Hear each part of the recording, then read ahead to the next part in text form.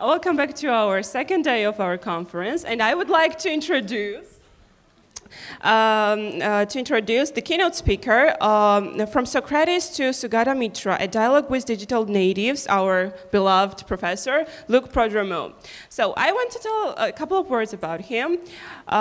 He graduated from Bristol University in English with Greek and has an MA in Shakespeare Studies, a diploma in TEFL, and a PhD in English as a lingua franca. He has conducted teacher training courses for pilgrims to the University of Edinburgh and ESADE and many other institutions all over the world. He has been a plenary speaker at many international conferences. Please welcome Dr. Luc Prodromou. Well, it's a bit chilly today. It's not as warm as it was. So what do good teachers do before they begin the lesson? We do a warm-up. And this is for Kevin. Kevin asked me, where is he? Especially to warm you up so he can cool you down later. Okay, so let's just go to, before we talk about digital this and traditional that, let's just go to our classes. Imagine our typical classes with all their diversity, whether you have large classes, hands up, large class, small class, average class, or whether you have classes with students who are motivated, less motivated, with discipline problems, fewer discipline problems, all that diversity, special learning difficulties nowadays. It's very fashionable to talk about learning difficulties of learners rather than teaching difficulties of teachers. But anyway, imagine diversity. And to warm you up, when I say something about the good lesson, teaching the good lesson in these types of circumstances, the diversity of everyday teaching, whatever it is, stand up and sit down. Stand up and sit down. What is a good lesson, whether digital or traditional? So let's say, let's compare what we do as teachers to other things that human beings enjoy doing and see if there is a connection between teaching a good lesson and the other things that ordinary people enjoy doing. I mean, for example, a good lesson. I'm thinking about what makes a good lesson. I know from last night in Tbilisi, we went to this place, a nice restaurant, where people were dancing. It's something people seem to enjoy doing. Eka, some people. Is a good lesson in any way like a dance? Stand up if you think, well, yes, to some extent, stand up and sit down. So some of our colleagues did not stand up, either because they don't think a good lesson is in any way like a dance, or because they don't want to stand up. But if you do what I ask you, stand up when I make a statement, you may actually live longer because it's good for the blood circulation and so on. Okay, perhaps a good lesson is like a piece of music. Whether it's a traditional piece of music or a classical piece of music, is it like a piece of music? Stand up if you think yes. Well, a lot of people. Sit down. A good lesson is like a good meal, like having a good Georgian meal. Hands stand up. Sit down. You see, you think a dance, there are people moving together in harmony. In terms of multiple intelligences, there are lots of intelligences activated, above all the kinesthetic, of course, the musical intelligence and so on, the affective intelligence, interactive, interpersonal, and so on. So we have dance, we have music, we have a good meal. Is a good lesson, on the other hand, a bit like a narrative with a beginning, a middle, and an end? It's like a story. Sit down. It's like a journey. It's like a journey. Sit down. It's like, sit down. You have to up and down. To get the health benefits, you can't stand up all the time. It doesn't count. Yes. So you're going to wait. How do you know, Mehmet, that you agree with what I'm going to say? You may not agree.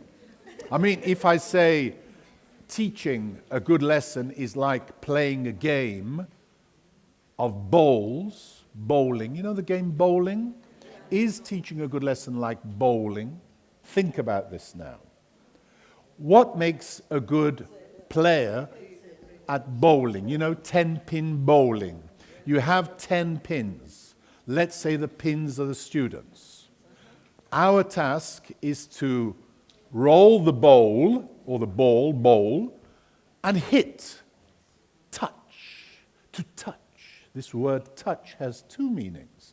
To touch, to hit, to make contact, and also to move the emotions, to touch. Where do we throw the ball or the bowl if we want to knock down the maximum number of pins? In the middle? Imagine the class with all its diversity. Mixed level classes. Diversity, students with special learning difficulties, learning styles. We want to reach all of them. Do we teach our lesson down the middle, as somebody said? Do we pitch the level? Do we adopt a kind of average style, an average methodology? Who thinks we throw the bowl somewhere else, not down the middle? Or use differentiated instructions. We can use differentiated instructions. So if we have differentiated learning, we have differentiated instructions or differentiated techniques. Very nice, thank you very much. Somebody said that, look, this comparison of teaching is like bowling is no good because there is no middle, there is no average, there is no average student. Every student is different. We have differentiated and there is no average student. Do you agree? When you think about it, average. In tests, when we go to the other world of testing, quantitative assessment, statistics, there you can talk about numbers, which are average numbers, but people can't be average, can they? If you see what I mean, they're all different, all unique. ¿Estamos de acuerdo? We agree so far? What about teaching is like a marketplace? Today we talk a lot about the world, globalization, the financial crisis, the economic system, neoliberal system, which is everywhere. And somebody said, well, teaching is a marketplace. It's part of this marketplace. Stand up if you agree. Ah, interesting. You don't have to stand up, you know. You have a right to disagree. So anyway, thank you very much. I've warmed you up. Kevin, is that always Kevin? Is that all right? Is that enough? Are you happy? Good. Now we can get on with our lesson. Okay. So I have to begin with an apology. I began with something for Kevin, but now I have to apologize because I've come very unprepared. You know, I'm a very busy man, and I had so much to do when Nicolos asked me to take part in your conference. I didn't really have much time to prepare this talk. So I have a little bit of information and material to present to you, but because I don't have enough material, I've decided to do the same talk twice. Is that okay? I'll repeat it. Is that all right? Just to fill up the 1 hour. You don't mind. Well, the first time I'll do it without technology, and the second time I'll do it with the PowerPoint. That's a good idea. Let's do the same talk twice. Let's do it first with paper. Just the teacher and the students interacting. Okay? And then we can come to our PowerPoint. Is that okay? Now, having said that, I'll break my promise to you and begin with what was on the PowerPoint before I just switched it off. Were you paying attention to the words on the board? Let's see. Those of you who noticed the quotation from a great poet, which may relate to our subject today, which began with, where Where is the wisdom? It began with the word wisdom. So this is a big concept, wisdom. Where is the wisdom, said the poet. We have lost in knowledge. So we have two key words here. Wisdom, which is the big umbrella word. We have knowledge, which is a big word as well, but not the same as wisdom. Do you agree? Wisdom and knowledge, they're not the same thing. You can have a lot of knowledge, but not a lot of wisdom. Agreed? Agreed. And you can have wisdom without a lot of knowledge. I mean, our grandmothers who grew up in villages, my mother was illiterate. My mother couldn't read or write. My grandmother couldn't read or write. So she didn't have a lot of knowledge about the world, and she couldn't read or write, but she had wisdom. Possibly, okay? So where is the wisdom we have lost in knowledge? And where is the knowledge we have lost in information? And we come to the 21st century. Today, here and now, we are in a period where which of the three dominates? Does the world today have wisdom, do you think? Are we behaving in a wise way? Does the world have knowledge? Does the world offer us information? Which of the three? Hands up for it's a world of wisdom. Hands up, it's a world of knowledge. To some extent, a good university like this one will give you knowledge. But what is easy, and we all have it, even I have the last one, information, it's everywhere. You can't get away from the stupid stuff. Anyway, so yeah, that's the poet. The poet was Thomas Stearns Eliot, T.S. Eliot. Okay. So that was the PowerPoint. I said I wouldn't use that. We'll come back to that. Let's go back to the sheet so we can interact together without technology. Put your hand up if you agree with this statement. Today, young people today are natives of a digital world. And so, well, first of all, do you agree with that? That young people are natives. Hands up. In other words, they were born into the digital world. Okay? So they think and learn differently from the past. True or false? Hands up. We don't have to agree with this. This is said by somebody who's an expert in technology, as you shall see later on when we go to the second version of the presentation. So this guy says two things. That the world today is the world of digital natives, the young generation. And this means they think. This is an amazing thing to say. That historically we have a huge shift in the way people think and learn from the past. Who is the past? That's people like myself. Hands up if you think you are a digital immigrant. I'm a digital immigrant. I was not born. I remember a blackboard with chalk, paper and pencil and all the rest of it. So hands up the digital immigrants. Stand up the digital natives. Somebody who was born and the digital revolution had already begun. Anybody? Some, yeah, that's what, don't be shy, perhaps stay shy. So those are the two groups. Now, we are also teachers, most of us here, right? And this quotation says, teachers, do you agree with this? Teachers who are digital immigrants are unable to relate to their students' affinity, their familiarity, their identity with technology, information, communication, technology. Do you agree with that? That we teachers who are immigrants cannot relate? Hands up if you agree. Because this is a very strong statement. It means that there is a gap, a fixed gap between us. Myself, for example, and you digital immigrant teachers with your digital natives, that they inhabit a different world. They learn and think in a different way. You don't agree with that? How interesting. This has implications, perhaps, which we'll come back to. Let's go to number 3. Oh, we've done number 3. Number 4. Now, Multimedia everywhere, okay? PowerPoint, interactive whiteboards, mobile devices, apps. Think about the whole range. Bring them all to mind. All the things we hear about every day at conferences, okay? Now, we are teachers, though.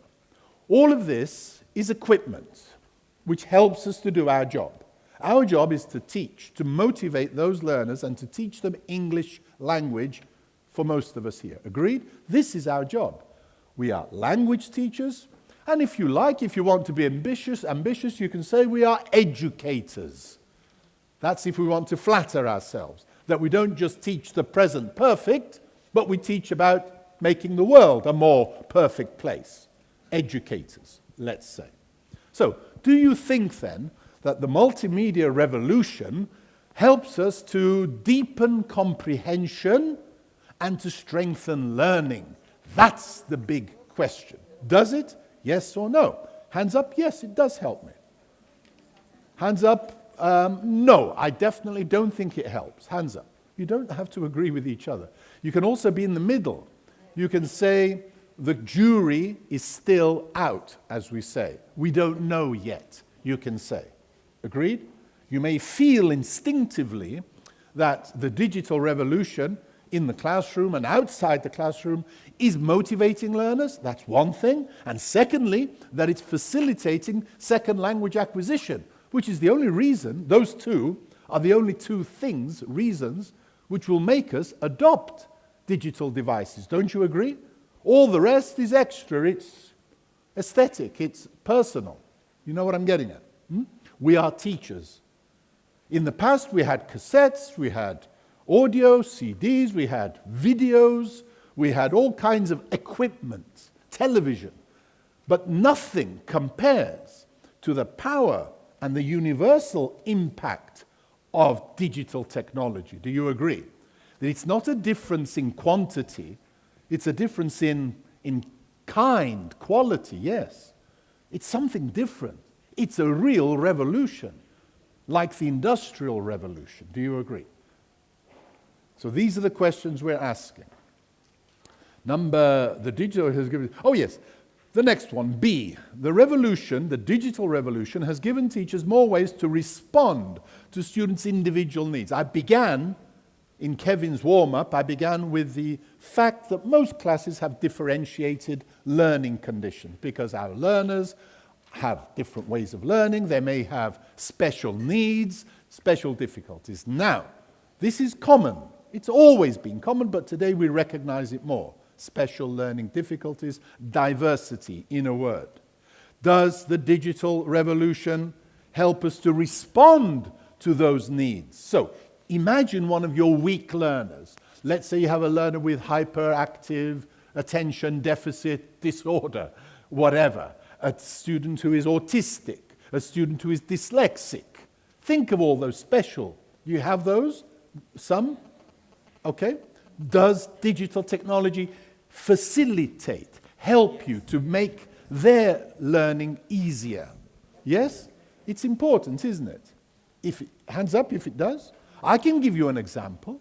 I'm a digital immigrant, okay. I was always interested in the weak learner. My passion was the bad learner, perhaps because I was a bad learner, I don't know. These weak learners, and the fact that they suffered through not being able to participate, in tests particularly. They always did very badly in tests. And the digital revolution comes along. And suddenly, testing gives us digitally, more options. Instead of the fear of sitting down and taking a paper test on one occasion and possibly failing with disastrous consequences, suddenly we have computer-based language testing.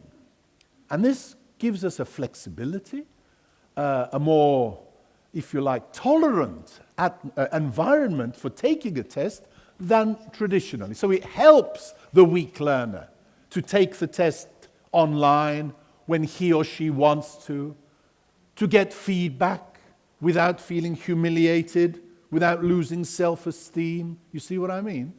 So there's a positive thing for me in dealing with these problems, and technology has helped us to tackle them. Do interrupt me. We have microphones if you want to say something. I don't mind being interrupted. I must be interrupted. Teachers should recognize the need for integrating technology in their teaching. Now, look very carefully here. We can agree with everything we've said so far. Do we also agree with this modal verb, should? Should. Teachers should integrate the technology into their teaching. Hands up now. Think very carefully. We are also a diverse group of teachers. Should means you must, more or less. Hands up, yes, we should integrate. Hands up, no, I don't agree with this statement as it is. Hands up. Because should means everybody has to do it. So I think, you think, everybody has to. We have somebody who disagrees. And we can see the difference if you take out should or must and put in another modal verb. Which one could we replace? May, ought to, might, could. And you see there's a world of a difference. There's a world of a difference. We'll come back to this interesting question and the context you mentioned, parts of the world where the technology may not be available or appropriate. We'll come back to that in just 1 minute too. The next one says, the teacher's role, we have to agree or disagree and complete. The teacher's role is to do what learners want. So far, up to there. If I stop there and I say, look, we live in a learner-centered world. We believe in the learner and learner-centeredness. Should we do what the learners want? Our job, what does it say? Our role is to do what learners want. Hands up. But you can also change it. You can complete it and say, well, wait a minute. Want? Do you do what your learners want? To some extent. There's a microphone if you want to explain your position. Anybody like to say about this want? And yes. Do they want chocolate? Well, most of them want chocolate. Do they want to play games? Do they want to listen to songs? Do they want to do nothing but just talk to their friends? Yeah, okay. Do they want technology? Now, one of the arguments in favor of the digital technology in the classroom is that students want it, that it motivates them, that it engages them. Now, that's part of my question here. From your experience, this generation, where there are children and adults, of course, but generally, do they like technology in the classroom? Hands up. So that's that part of the question. Now, the need, though, but we have to do what they want and also what they need. When you go to the doctor, you don't do what you want. To some extent, you can say, I'm not going to take this cortisone because it's too strong. I want something else. But the doctor's going to tell you what you need. You're not going to, if you try to solve your own health problems, you may not live very long. Agreed? Agreed. We are the experts. And there are times when, if you give them homework, do they want to do homework? Usually no, unless you motivate them, but usually no. But do they need to do homework? Yes. Yeah. Do they need to revise? Do you like revising when you have to go over everything you've done? No, not always. You see what I mean? So we need both of those verbs. And technology is on the want side, and we have to explore today whether it's also on the need side. We need technology for second language acquisition. Without it, we cannot, 1, motivate learners, 2, encourage second language acquisition. Okay, this is the argument, the big debate that we are going through now. Now, you mentioned, what's your name? Nana? Nana. Nana, you said something about other parts of the world where the technology may not be available.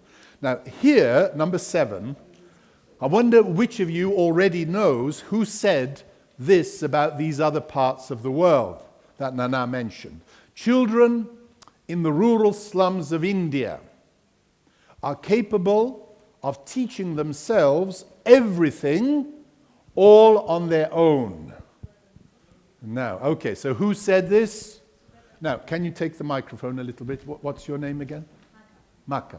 Now, tell us a little bit, for those of you, hands up if you know Sugata Mitra, not personally, and not in the biblical sense. You've Yes. heard of him.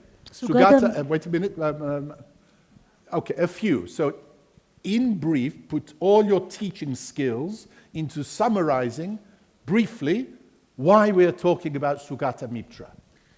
We're talking about Sugata Mitra because he did revolutionary revolution in India, in New Delhi. He made a hole in a wall in India, and he helped children how to use this new digital technology in India. Yesterday, I also listening this in TED Talk. His TED Talk. Yeah, He TED did a Talk. TED Talk. TED Talk, yeah, program, and I was listening to Sugata Mitra. Thank you very Yes, much. yes, So, and I enjoy. thank you, great. Did you hear that? In India, this scientist, he's a scientist, not a teacher, basically. He noticed that in some remote villages or poor suburbs of India, some children were not being taught and they weren't learning because either the government didn't want to spend the money or because teachers didn't want to go to these slums, they didn't want to go to these villages. So he did this simple thing, as you said. He went to these places with the children running around with bare feet, with no education. He made a hole in the wall like the ones we have for an ATM. And instead of an ATM for money, he put a computer. Okay, and he protected the computer. And the children came around and they had never seen one before, says the theory. They hadn't seen the computer before, and he left them there. And he went away back to Delhi, Sugata. And he came back a few weeks later, after 2 months, thank you. And he noticed that these kids who didn't know English and they didn't know computer literacy had taught themselves to use the computer and to start exploring and learning about the world, including learning enough English to use the computer. And then, the second stage, he started giving them questions to solve. Find out this scientific, historical, geographical information. Difficult stuff. He went away, and he came back, and they had found the answers.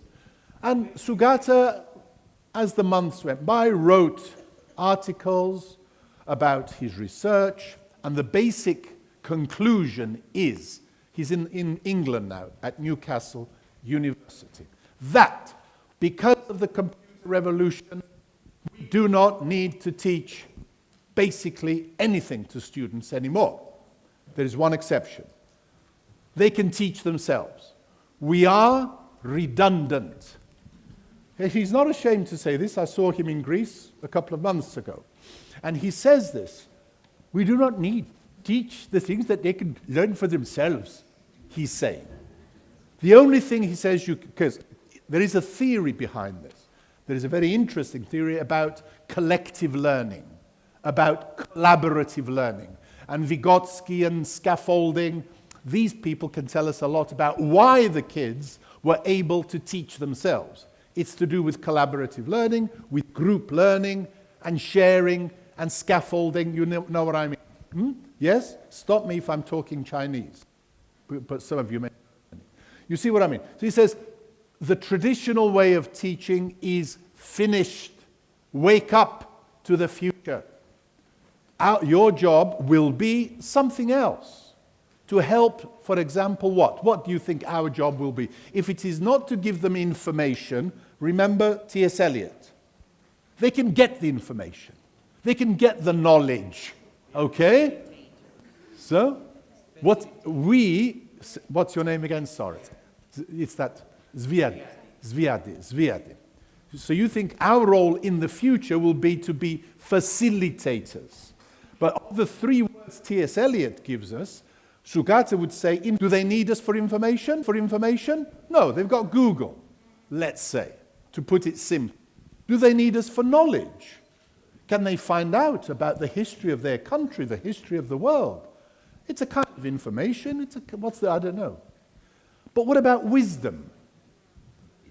So discrimination, facilitating, and he also says helping them to discriminate between the truth and falsehood, between what is reliable information and what is genuine knowledge. Now, wisdom they will have to get from outside the computer, perhaps, from contact with parents, with friends, with people. That goes on. But the teaching part, we don't have much of a role to play, okay? The school in the cloud, as he calls it, the cloud. There is the role of the granny, he calls him or her. The granny role is what you say, is to encourage, like a good grandmother may not have knowledge like we do, but a good grandmother or good grandparents, they love their grandchildren and they spoil them a little bit, but they encourage them, you see. So our role may be to encourage and to help them discriminate the reliable information from the rubbish. Okay? That's Sugata Mitra. We'll come back to him later when we do if we have time. Shall we move on? Ready? Shall we go? So that's the great revolution promoted by Sugata Mitra. Now, there is a dialogue though. There is a counter-argument. Think now, from your experience, why Sugata's optimism may not be completely enough. It's not enough.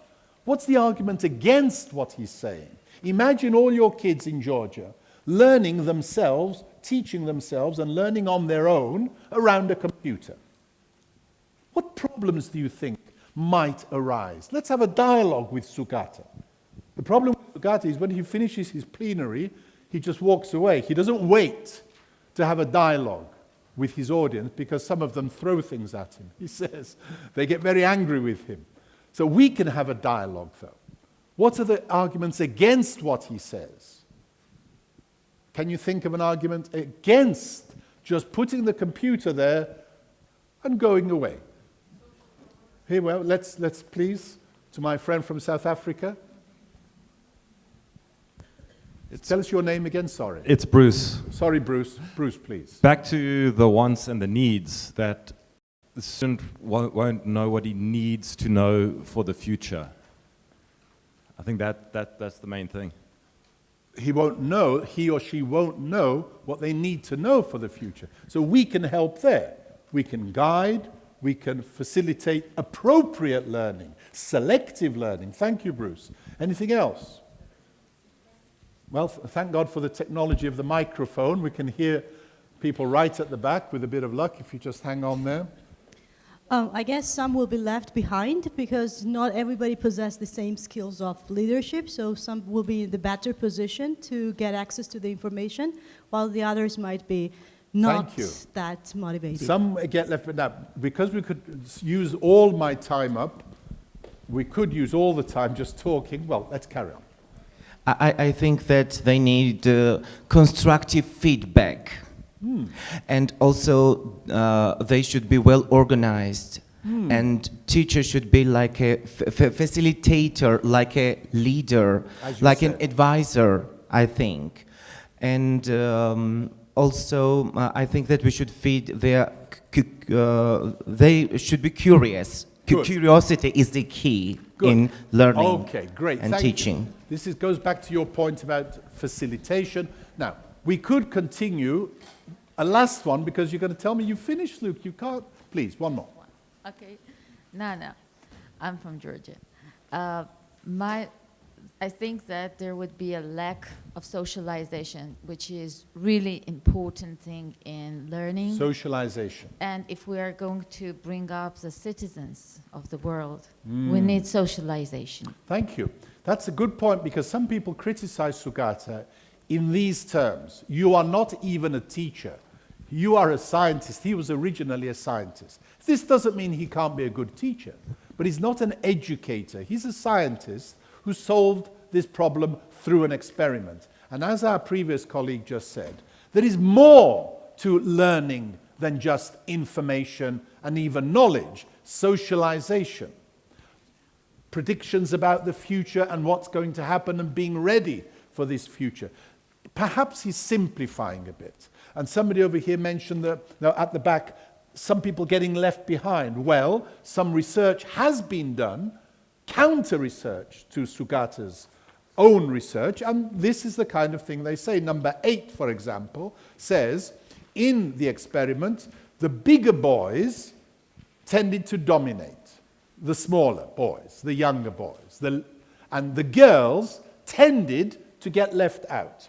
So this is a social problem which the computer itself will not solve. If the group is a little world, a little community, we know that in our communities we get leaders and we get followers, we get people who are active and involved and privileged, the elite, and we get people who are left out. This is not going to change just because you have a computer there, is it? So there's a lot of questions. It's good that Sugata is making us discuss these things. My point today with Socrates is to say, let's discuss these things in a critical way. We have a mind and we have a right to be critical. We have an obligation to apply critical thinking to all the things they're telling us, don't you think? So that's why I called it From Socrates to Sugata Mitra. Okay, number 10. The net is by design an interruption system, a machine geared for dividing attention. Do you agree with that? This is another argument now. Excuse me, I've just got... I think my phone has gone off. Sorry, I'm very sorry. I think it must be Trevor. I thought I heard it ringing. Sorry about this, carry on.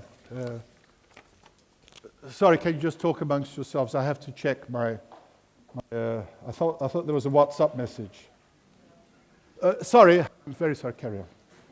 I'll just answer this one and I'll be right with you. Oh, there's another one on Viber. Oh, my Viber. It's on silent mode. Oh, sorry. Oh, sorry about that. Okay. Sorry about that interruption. Where were we? Where was I? What was I saying? What? Oh, it's an interruption system. Oh, yes, yes. Do you agree with that? Yes. When you're with your friends? We have seen clearly just now. Okay, we know. Okay, so this then is another thing to take into account. Why is this important? Well, think about it, and we'll come back to it. The next one, deep reading. What kind of reading do we usually do on the net? I read all the time, and I'm sure you do, on Wikipedia. We skim, we jump from bit to bit. The beauty of the net is that it allows us to read like this, superficially and in fragments. And we jump from one to the other, and that is the good thing. That is the strength. That's why we have the links. You're reading about one thing, you see a link, oh, you press that link. Then you go somewhere else, oh, another link, and you go to something else.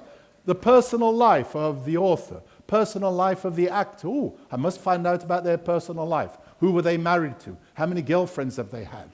Oh, what books did she like? And you see what I mean? There's another view now of reading, which is called deep reading. And I want you to think whether you today, in the 21st century, do this thing called deep reading. It's defined here. It is the ability to know in depth a subject for ourselves, to construct within our own minds the rich and idiosyncratic set of connections that give rise to a singular intelligence, a unique personal intelligence. Now, that's difficult as a quote, perhaps, but you see what this person is saying. That I take a book, an example. I'm reading a book now of 800 pages. 800.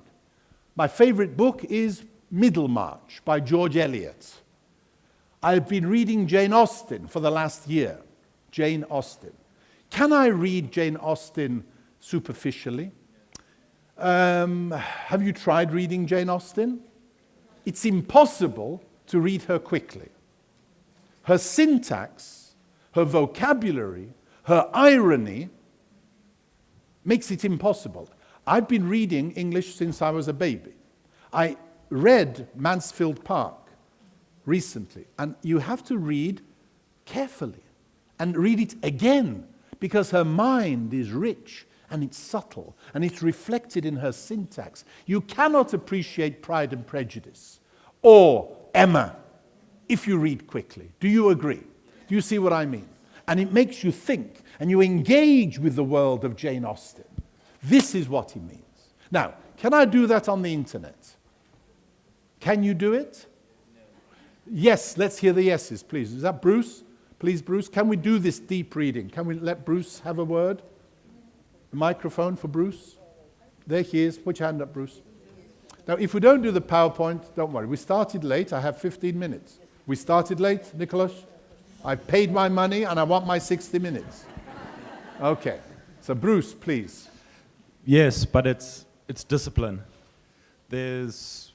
You've got to set yourself a goal. You're going to read this and you don't jump. And there is a lot of good information out there. And what you're talking about, there's a lot of news sites that are bots, but there's the Spiegel and there's the Atlantic, for example, big opinion pieces. You can read pages and pages of one thing, but it's very difficult because generally your mind tends to, but it is possible. Thank you, Bruce. So what Bruce is saying, it is possible, but you do have to make an effort.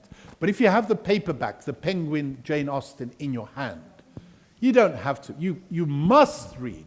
You have no choice if you want to enjoy it, if you want to know what Mansfield Park is. And the same with George Eliot. My favorite book is 800 pages. And I love to get lost. Do you love to get lost in a book? In the world of the book.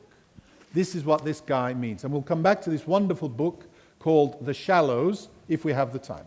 So, do you engage in deep reading? Very quickly now, put your hands up. Because a lot of my colleagues say, no, I don't. My friend Lindsay Clanfield, who you may have heard of, is a colleague of ours. When I asked this question, he was one of the people who put his hand up to say, no, I don't do deep reading anymore. He may have years ago read novels, books from page to page, from cover to cover, but he said, I don't do it anymore. And a lot of people don't do it anymore. You give them a book of 600 pages, say, I can't read that. You see what I mean? And what does this mean, though, if we engage or not? Okay, Socrates. Pay no attention to the opinion of the multitude. Know thyself. Where did I get this quotation from? Now, Socrates didn't say it first, but he said it later. Socrates saw these words, do you know, somewhere in Greece. Have you heard of Delphi, the oracle?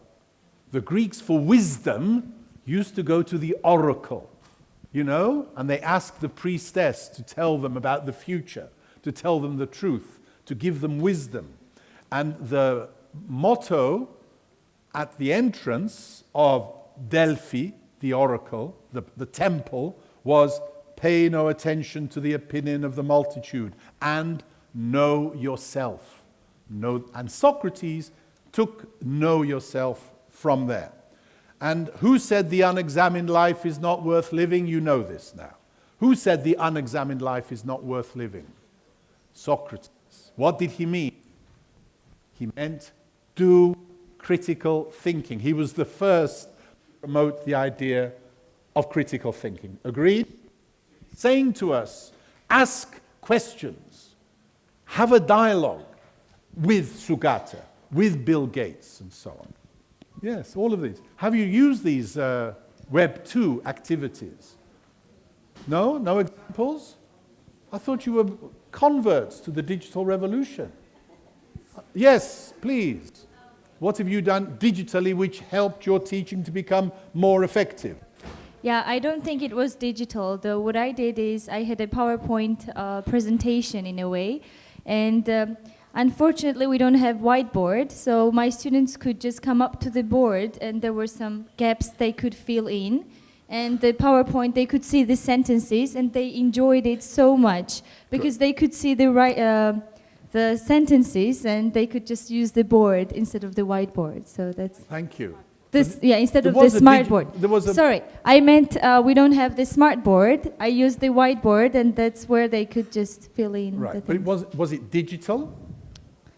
No, I just used the projector. But thank you anyway, lovely. And that shows that we can achieve the same objectives in different ways. But I was interested to hear examples of the digital approach. Please. Wikis. Now, wait a minute to get microphones so we can all hear you. Wikis, wikis, wikis. You know what they are? Okay, these. Actually, I actually have set up 5 wikis so my students can learn in a digital environment. They can do research for different purposes and produce their own work on a digital environment, and that is actually very appealing to digital natives, to great effect, actually. Using wikis for writing and sharing is a very good example, right? I don't know if, Kevin, you're going to talk about this in your writing session. He's going to mention it a little bit. But, you know, if you always believed, for example, to take up your example, what's your name? Evgenia. Your example. If you've always believed that writing together and sharing what students write with each other, not only the teacher, was a good thing in the traditional approach, with wikis and digital software generally, we can do this even better if we like the idea of students sharing and learning from each other. And it applies to writing, it applies to error correction, sharing and learning from each other. It's very Vygotskian, in fact, very collaborative. So there are lots of examples. So where I'm leading to, as I finish my first and main presentation, is that clearly the solution to these problems and the answer to the dilemma is you're going to do both. And the key words may be blended and flipping. Agreed? Hold those 2 words while we just very quickly, we have 8 minutes to show you in a visual, not interactive, but PowerPoint form what I've been talking about. And I'll have to go quickly, but you can then say to me at the end which presentation I preferred. Did you prefer when I was just using paper and talking, having a dialogue with you, or do you prefer when I do this? Okay, there's what we began with. We began with the metaphor of bowling, to reach or touch as many of the students as we can. And I said touch has more than one meaning. Now, which is the better way of touching students, this or this? Probably we'll say this. This is more like the Sugata Mitra approach with students working together. The guy who said this about and invented digital natives and digital immigrants, this distinction, is the famous Mark Prensky. We'll come back to him later. He's the guy who said it, very influential. Have you heard of him before? Prensky. But digital immigrants like myself often feel like this. Hands up if you feel like this. Can't you do anything right? This is what my son says to me when I try to use the computer. So what we've been doing today is exploring these aims. So I've done it the wrong way round now. I'm telling you the aims at the end of the session, but never mind. Do you agree this is what we've been talking about? And we're really at number 3 now, to suggest the way forward.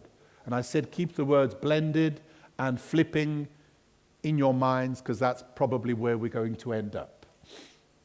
We discussed these statements about whether digital technology helps to meet individual needs and to promote second language acquisition. I gave you the example of computer-based testing, which for me is a very positive development, because I always believed in helping the weak learner and not only testing but teaching, and they're 2 different things.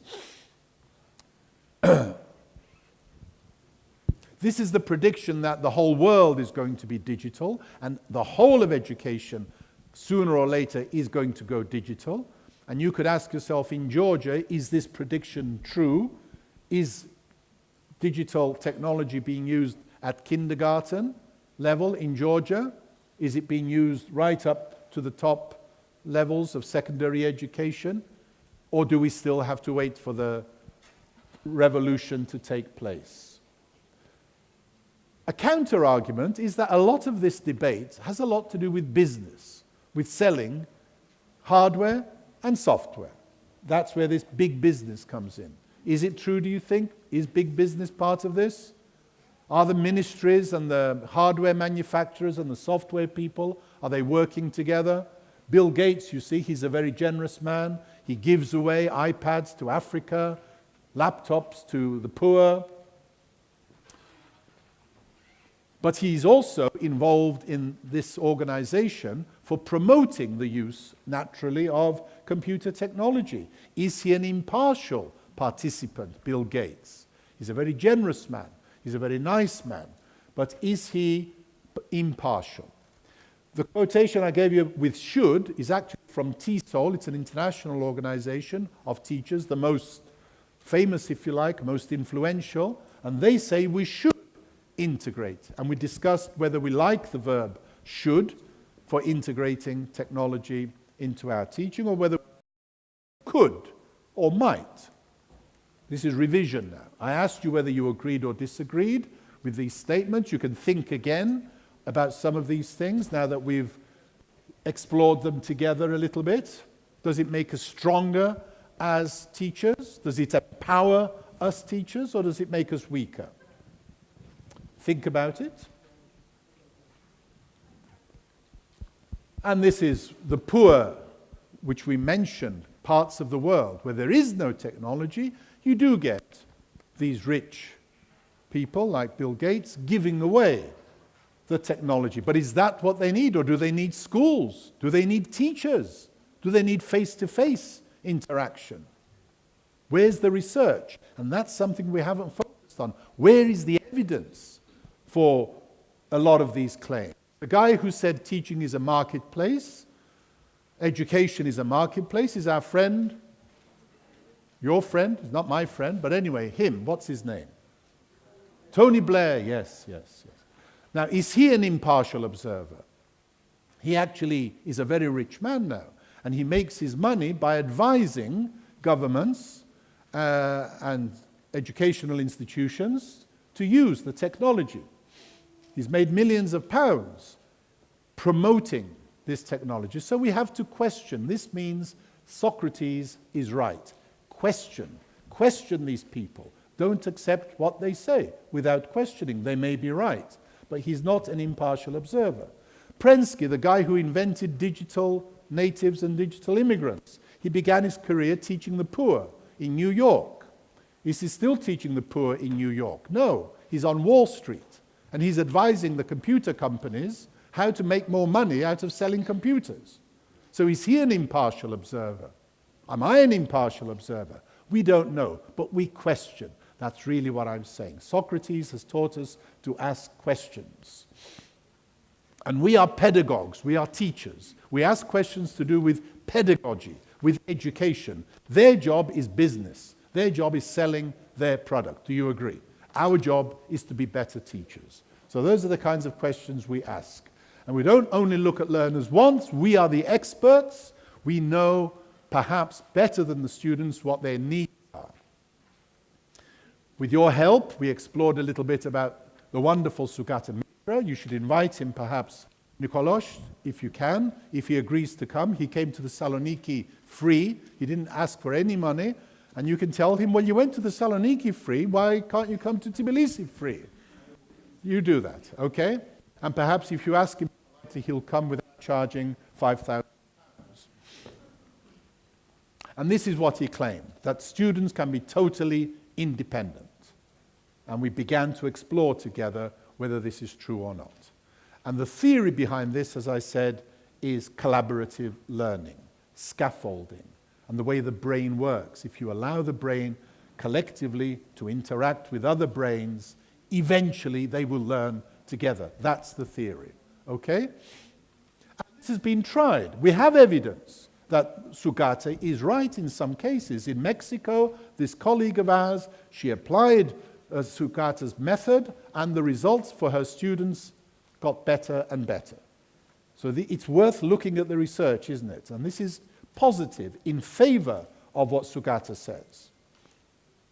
On the other hand, we find that this experiment doesn't always work. You said some things that could go wrong, and indeed, some of these holes in the wall are abandoned, and we said Some children take advantage, benefit, others less so, and so on. So we're looking at the research. This is the guy who talks about deep learning. It's a wonderful book, which I recommend.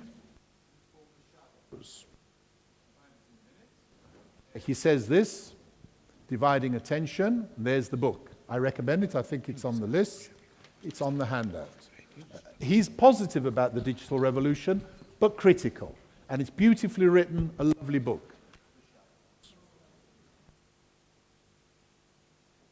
As educators, we're obviously interested in reading, and reading well, reading deeply, critically. Okay? Socrates. This guy, you know him, Rupert Murdoch. Have you heard of him? Very rich, powerful man. Well, he's the guy who tells us that we should follow our digital natives. His children, he says, are digital natives. We may never become true digital natives, but we can and must begin. Notice the modal verbs. Can, that's good, but must. We must begin to assimilate to their culture and their way of thinking.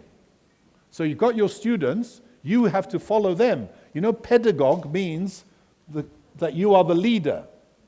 But he's changed it now, and we pedagogues, we teachers, educators, we're going to follow the students. Is that right? Do you like that model? Well, that's what he says. If you believe Rupert Murdoch, you'll believe anything. Okay, and there's the warning. Don't pay attention to the multitude. Be critical of the multitude. Let's learn from the ancient Greeks. Know yourself. Know your students. Great educator. Socrates was a great educator. He taught us to be critical, to ask questions. Okay? I won't give you all this stuff. He was skeptical. He was skeptical about the alphabet. He perhaps would be skeptical about the digital revolution. But he taught us to be critical. That's the point I wanted to make. Nearly finished. He's a great businessman, agreed. They're very good at investing money and making money. And Gates at one point said he sees no negative consequences in education of digital technology. I don't see much of a downside, he said. But he's also the same guy who said this. So he changed his mind, perhaps, that we teachers are the most important. And I think I should stop there. I was going to talk more about blended and flipping classrooms, but I think we can save it for chapter 2. That the way we're going is a combination of all the good things that we used to do, that we still do, in the traditional sense. What I mean is the ability of the teacher to interact with the learners, to motivate them, to engage them, to inspire them, and to help them learn English and to become better citizens, as you said. We can do that as we've always done it, without technology. But if technology can help us, and I think most of us agree it has a role, it seems the model we are moving towards is some kind of blended or flipping kind of learning. Okay, we won't explore the distinctions now, we don't have the time. But I know it's a rather boring conclusion to say, well, in the end, in a very British way, we need both. We need to sit on the fence or take from both sides of the fence. Tradition and the 21st century digital world in which we live. So that's more or less where I would conclude the debate.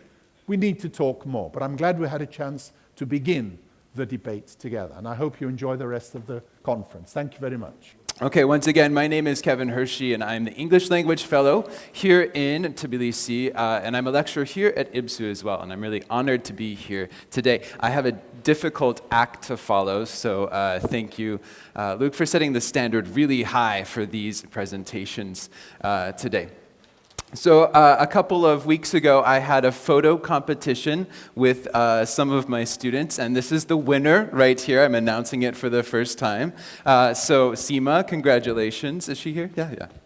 Seema's not here today. Okay. Well, she'll find out later, or maybe through the Facebook live feed.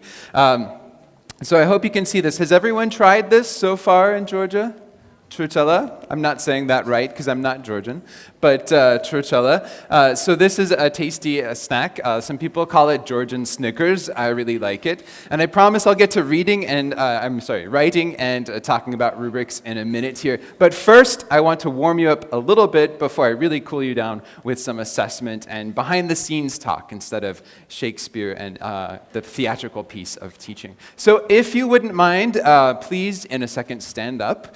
Try to meet someone new around you, and talk about this picture. You can describe it, you can tell your experiences with Trucella, you can say, I love it, I hate it, I really like this kind, there's a cherry kind, it's my favorite by the way, or anything you want to talk about. Talk about this picture. I'll give you about 20 seconds. Go ahead, stand up, meet someone, and talk about this picture.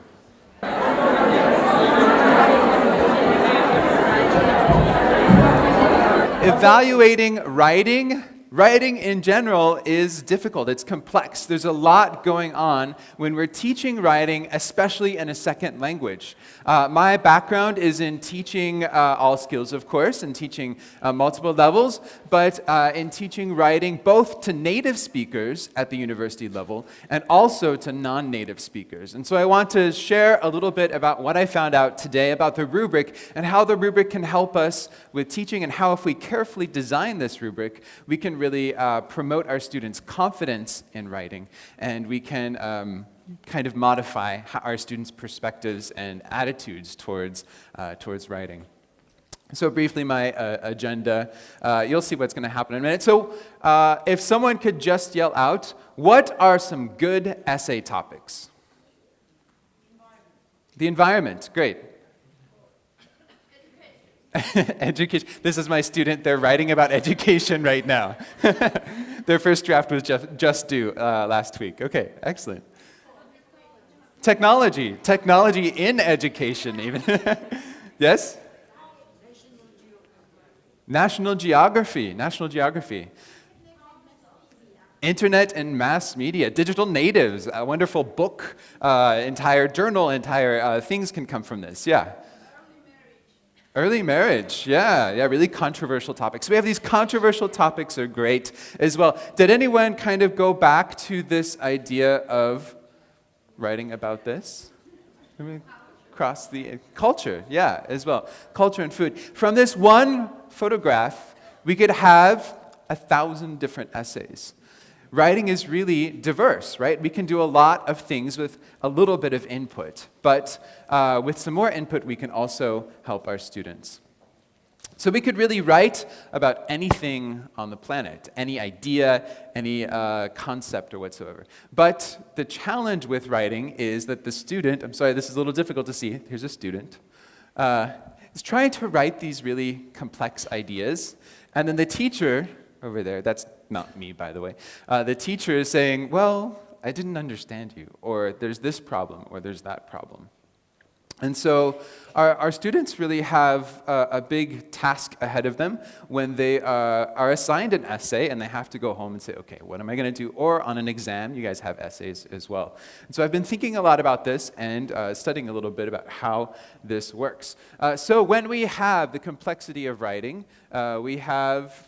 Is this working? Yeah. We have a variety of things that go into the writing. So we have something some people call the rhetorical situation. This is a very conceptual idea about the author and the audience and the purpose, right?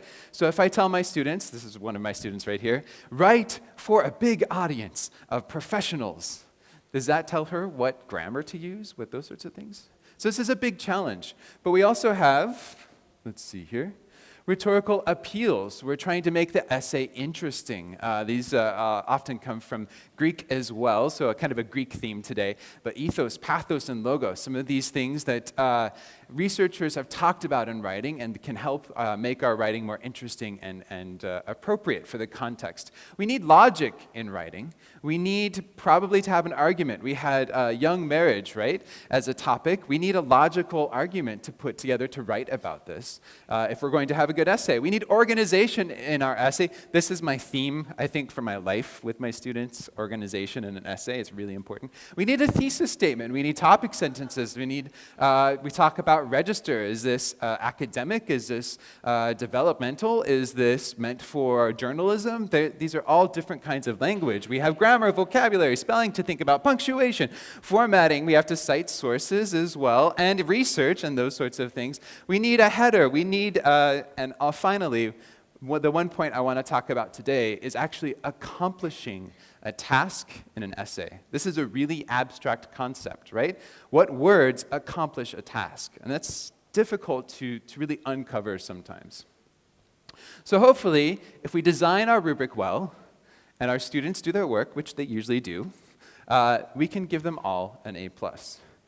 Okay, so this is a study I conducted about a year and a half ago with a friend of mine, and unfortunately she couldn't be here today to co-present with me. But we took this kind of traditional rubric and we piloted a new rubric, and we wanted to see what the differences were. So we asked some of our teacher friends of ours to review some essays, and we had some interesting outcomes. So I was teaching freshman composition in the United States at an intensive English program. These were upper intermediate students, and I had a focus on teaching academic writing and not much language.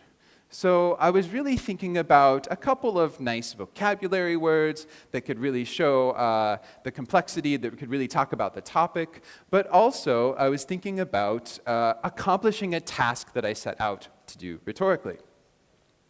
Let's see here. So I thought about building these pilot rubrics, and I'll show you in a minute what this looks like. And I really wanted them to focus on the things I was teaching them in class. So how to analyze a source, and how to incorporate this source, and how to evaluate it in writing, in an essay, in an organized way. So I wanted to give them kind of 3 tasks to do in one essay. This could look like a 5-paragraph essay. And then I wanted to assess each one of those individually. So let me jump ahead here. This is the conventional rubric. We have these common categories that a lot of people use, and they are introduction, thesis, and conclusion, assignment, prompt, and content development, research objectives. These kind of big, broad categories. And I thought, well, maybe we can do something different to help guide our students to do something. So this is how I reorganized it. In this essay, like I talked about, we have an introduction paragraph, we have 3 body paragraphs and a concluding paragraph. And I worked a lot on the thesis statement. I think it's a really important part of the essay. And so I wanted to give a rubric line just for how well they wrote the thesis statement. Most of the time I work with the students on these, so I can say, you know, this is a good thesis statement. You already have 5 points out of 140 points for this. So take this to your final draft, you're good to go. The next one, I ended up calling them themes. I was assessing them individually. These align pretty well with paragraphs in the final draft of the essay. This is back to the conventional rubric. So we do have this category of language use, mechanics, and formatting. And for non-native speakers, it's a common practice in a rubric for an essay to have one category for all of these things. Yeah? And then we kind of maybe count the mistakes, or we get a feeling for how many mistakes. And for non-native speakers, this was a big problem, right? Because mistakes is a subjective term, right? There are different types of mistakes, there are different intensity of mistakes, and those sorts of things. So is it really confusing the meaning of the message, or is it just something small that will get fixed along the route? This is particularly important in my class. I wasn't working on academic language as much as I was working on accomplishment of these tasks and academic skills. So I broke this up into something a little bit different, and I said, well, we have this goal of neutrality in this particular essay, so I gave it its own rubric band. Then I gave formatting. Formatting is a challenge for young academic writers, so I gave that its own band, and academic word choice. And this way, I could really give them feedback on this rubric as I'm grading them through which parts they're accomplishing of the language piece and which ones they're not. But I do want to point out something about the point distribution. So we have 45 Am I doing my math right? Yeah, 45 points for accomplishment of these main tasks, whereas I have only, let's see here, 5, 10, 25 points for kind of the linguistic components. So I really am focusing on the accomplishment of tasks. So I have a couple of research questions. I only want to present part of this today. So I gave some of my colleagues some of these essays to grade, and I asked some of them to use the pilot and some of them to use the conventional rubric, and then I compared the results, and I'm kind of a quantitative guy, so I used a lot of numbers, so bear with me as we look at the numbers, but I have hopefully some visuals for you visual learners and visual people out there to look at. So, mean and standard deviations, really interesting between rubric A. This is the conventional, and this is the pilot rubric. So we have some differences even across the same 8 essays that we looked at. For the visual people out there, this is how it plots out. So one of these points is one colleague rating the essay once. And we see that this first essay, some people gave it a 55, while other people gave it 110. And I said, whoa, this is a big problem. That's half the grade of the same essay, using the same rubric, and we have 2 different raters, and they have really different ideas. So we have to do something to have some more consensus, or actually assess what's going on in this writing. This is difficult to see, but there were some instances with the conventional rubric that we saw consistency across raters, but there were other ones where we saw great differences across raters. And each one of these chunks is a different part of the rubric. There was not a consistent part of the rubric that was different from rater to rater. So we had a lot of things going on here. I didn't have any really good answers. But this is my pilot rubric, the one where we're looking at the accomplishment of specific tasks within the writing. And you'll see a lot of these are banded quite closely together. This is the breakdown for different parts of that rubric. And even though we have some variation, it's not as much as that conventional rubric. So, how different were they? Well, who here is aware of mean and standard deviation? Yeah, okay. So standard deviation tells us how, it's one measure of how variable these 2 things are. And we see a high standard deviation, particularly in one of the essays here, a couple of the essays here. And then we also saw a slightly higher standard deviation here. So this is one way to look at how much variation there is in assessment between different graders, looking at the same essays with the same rubric. Once again, visually, it looks like this. We see a lot of variation here, here, and here in particular. Half the grade, same essay, same rubric. Interesting. Here, this was our largest variation, essay number 6 as well, so maybe there's something strange going on in essay number 6. The other ones were quite well clustered together. I also ran the alphas on these and looked at inter-rater reliability, and we found that different sort of parts of the rubric were more consistent than others. Nothing really interesting looking at the pilot, but all together we saw a 0.7 total alpha, whereas here we had a 0.59. So we did see an increased rate of reliability overall. That's not quite as important as what I found next. What I found next is I plotted the difference between one rubric and the other rubric and found the average scores, and we were all over the map. So what this is telling me, for the non-statistics people out there, is that the abstract concepts in one rubric were not measuring the same thing as the concrete or more concrete concepts in the other rubric. What I think this means is that depending on the rubric we have, depending on how we break up the different categories in the rubric, we are actually measuring different things in the writing. Of course, and then we have some statistical evidence for that. So I want to talk a little bit about what I've learned from this project and what I can do going forward. Some of my students might find this a little bit familiar because these are their rubrics for their current writing projects. One is more like a checklist. This is another rubric type. And then there's another one that's kind of a choose your own prompt because it's a different type of writing project. So taking students through the writing process, right, students? You've seen this before. Taking students through the writing process, I said, I really want to focus on the writing process for this one writing project. And so I'm going to give them points for finishing the research project part of it, the research task. I'm going to give them points in a rubric for finishing the outline and the first draft. And notice the final draft. I'm not even looking at language here. I'm not looking at accomplishment of task quite yet, other than it's finished, and it has organization, shows the research, and it has some of the previous steps incorporated into it. And so this one, with this type of rubric, we can really look at the writing process. However, with a different group of students here, and some of them are right in that hallway right there, I was looking at, they could choose their own prompt from a variety of prompts, or find their own on the internet, and then write towards that prompt. So this is kind of building student autonomy. And I said, well, we can't break that up into different rubric categories, but I can give them one level for, or one rubric band for how well they accomplish that task. So they have to give me the prompt, and they have to give me their resulting essay.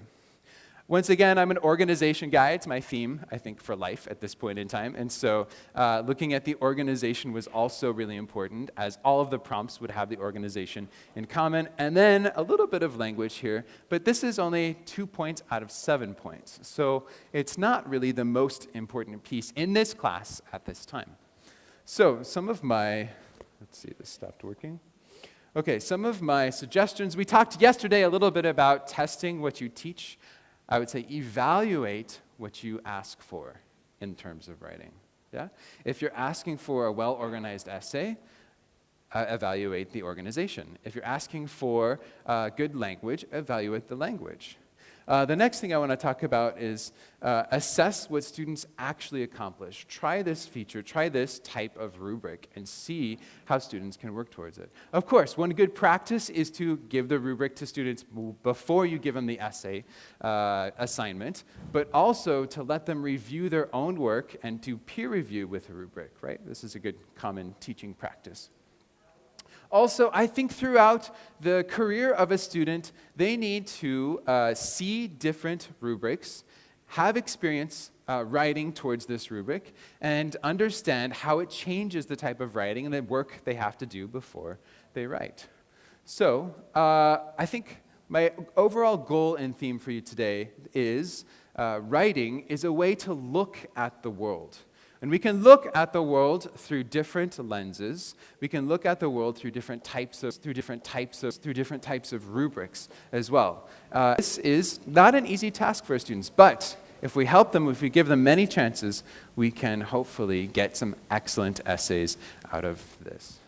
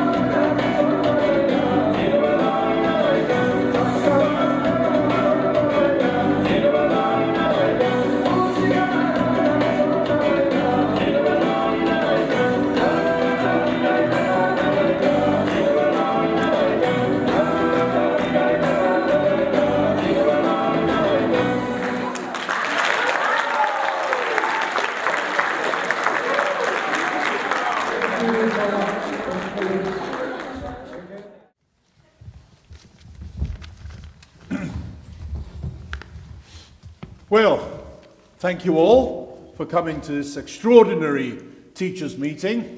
There's just one item on the agenda, the crisis. You know, these are hard times. These are testing times. These are difficult times for all of us.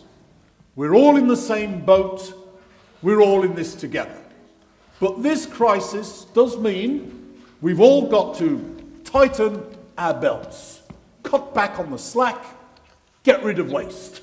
Here, here. So, we the management have sadly and reluctantly decided to let some of you go. What? I'm afraid we're going to have to face up to the fact that redundancies are necessary, unavoidable. Oh, no. I know it's tough, I know it's going to be painful. But this is going to hurt me more than it's going to hurt you. In short, we the management, have decided to fire all the teacher training staff. Yes, you are right. We have got to let them go, make them redundant, sack them, fire them, dismiss them, show them the door, redeploy them, give them the boot. All right, okay, don't labour the Sorry. point. So it's time we learnt to cope without teacher trainers. They're costly and ineffective. Too much theory, not enough practice. Yes, their ideas are trendy, but they simply don't work. And besides, they use long words that nobody can understand.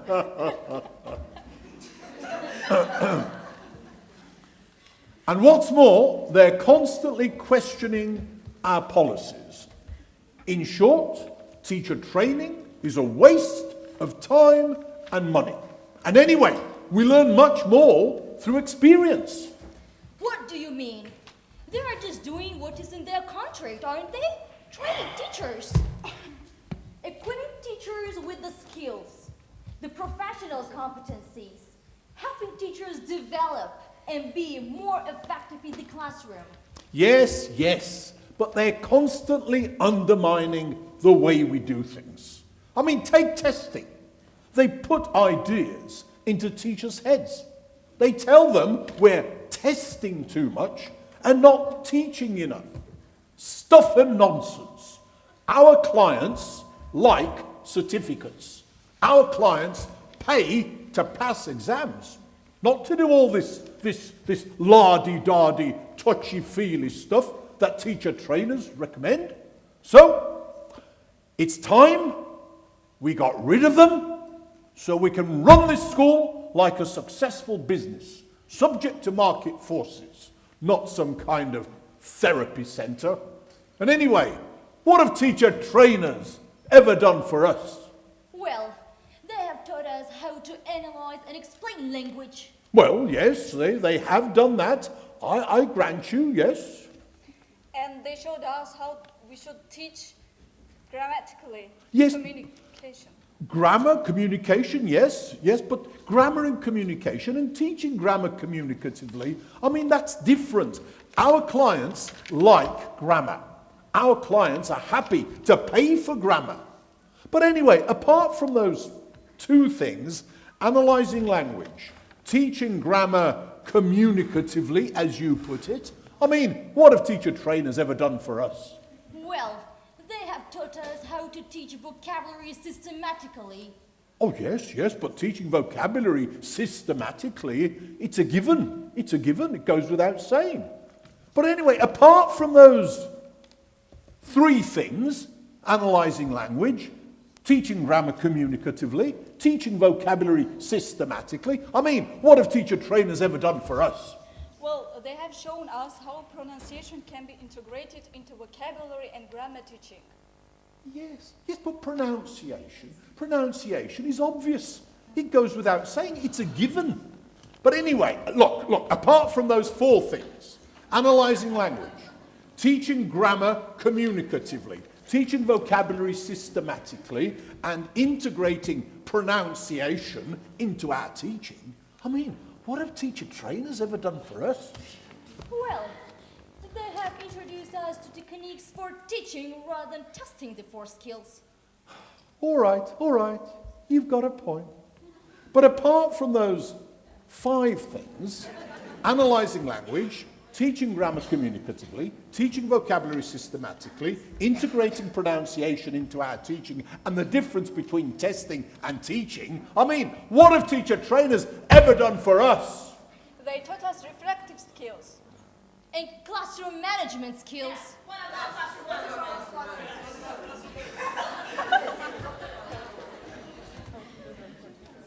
How to build rapport. Rapport? How to design reliable tests. Reliable tests? How to correct using digital devices without lowering students' self-esteem. Yes. To elicit.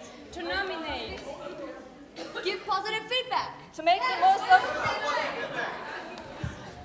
most diverse in the classroom. Diversity? Yeah. To take students with special needs into account. To use computers in the classroom. Blended learning.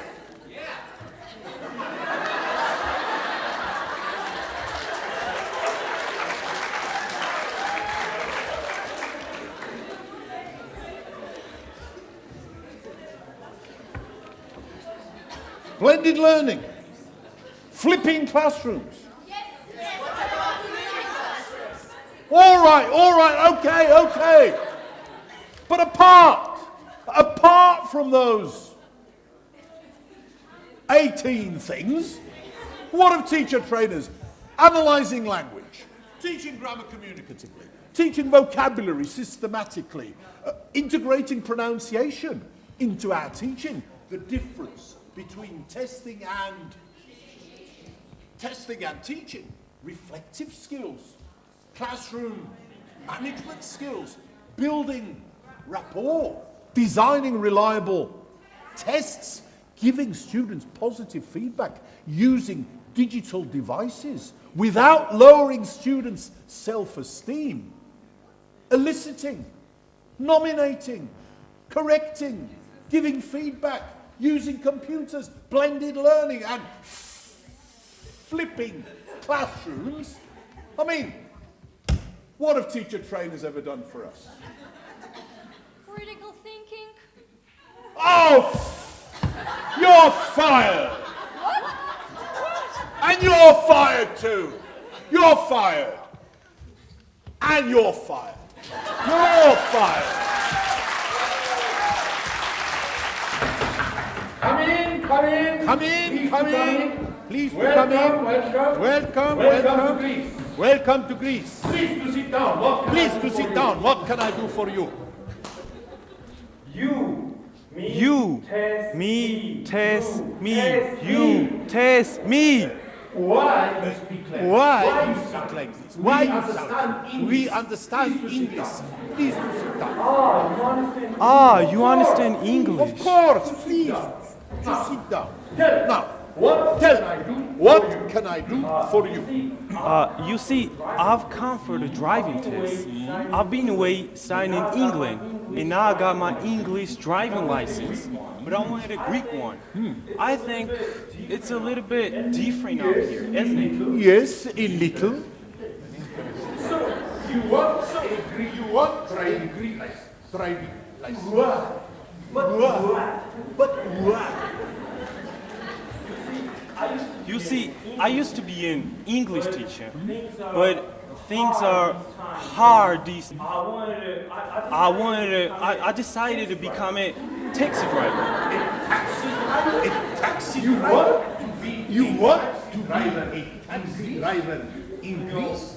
You know, these are very hard times.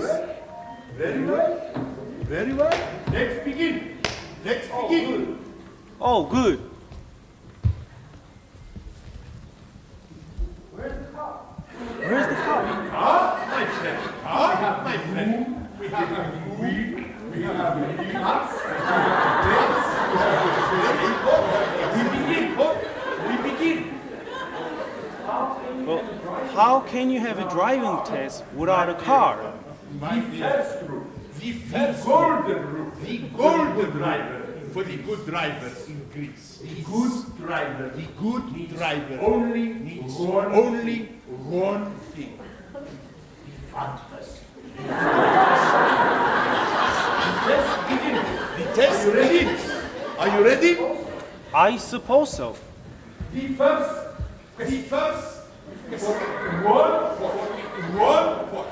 One point. 1 point. Okay. For one Thank point. you. What this? It's The fantasy.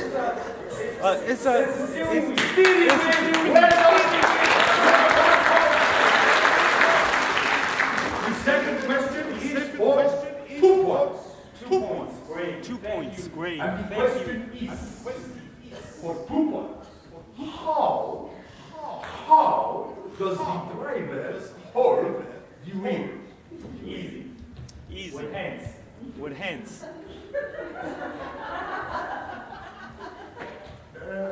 Yes, well, yes. Sometimes. True. But this question is for 2 points. You must give more information. You must finish too short. Please. I will show. We have the wheel, with the one hand, we hold the wheel, Well, that's already well there. What about the other hand? And the other hand, all the important things. The cigarette, the cafe, the mobile phone, the wave, the friends, and the cousins, the important things. Okay, I understand. Do I get any points? Do I get any points? No. Oh, come on. It was 2 points. Oh, come on. I will give you 1 point for the theory. For the practical, 0. That's not fair. That's These not are fair. questions. Part. English, we feel the party stronger. 20 points. 20 points. I must be careful. Where are you back?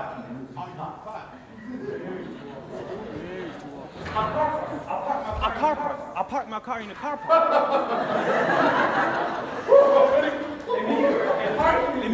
A parking meter. Please be serious. This is a driving test. All English humor. I know. Multi-story car park. Story? What story? All right. I give up. Where do you park the car in Greece? In Greece, we have the modern countries. The European system. This is simple and simple. A garage in front of people's houses. No, I can keep you. Sit down. I will. Sit down. The pavement. Simple and simple. But what about the Pedestrians? There are roads everywhere. My friend, that was the end of the first part of the test. You need 1 point. Part 2. Are you ready? Yes, I'm ready. The rules Yes, I'm ready. of the road.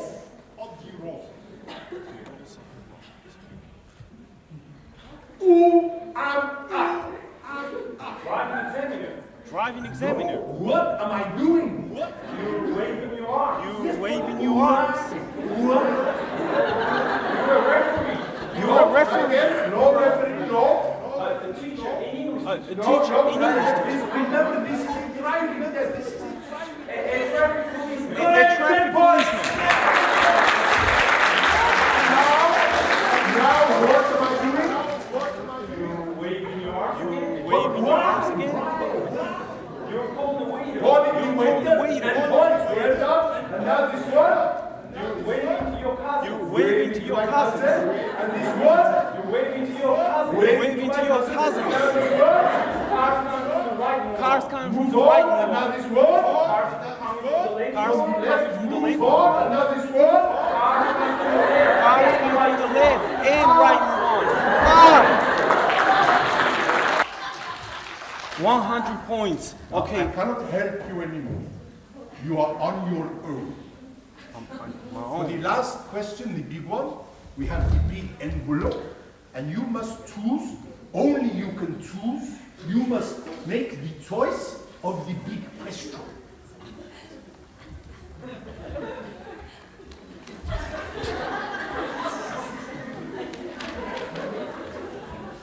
A very good choice.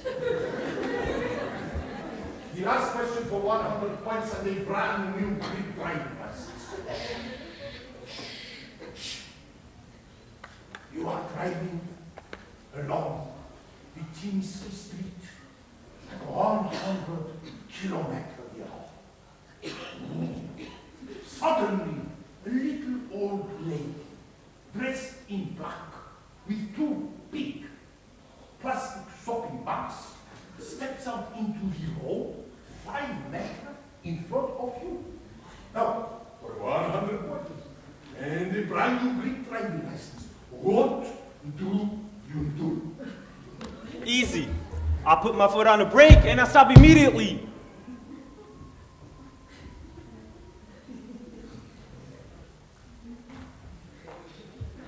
Sorry. I'm sorry. And you were doing so well. So well. But we always stop. Yes, my friend. But you forgot the fantasy. Oh, of course. And you were doing so well. The answer is very simple. You took to your horn, beep, beep, and she ran like the crazy. And you were doing so well. So well. But wait. The last question is the big one. It is in 2 parts, and the second part is also for 100 points. 100 points. I must not fail this time. You are driving along the Teamster Street at 130 kilometers an hour. Suddenly, a beautiful young girl with 2 big plastic shopping bags steps out into the road 5 meters in front of you. Now, for 100 points and a brand new Greek driving license, what do you do? I toot. Remember the fantasy. I know the answer. I know the answer. Shh. Shh. Please, this is a driving test. I put my foot on the brake. I stop. I open the door. She comes in. I smile. And I help her with her shopping. Congratulations!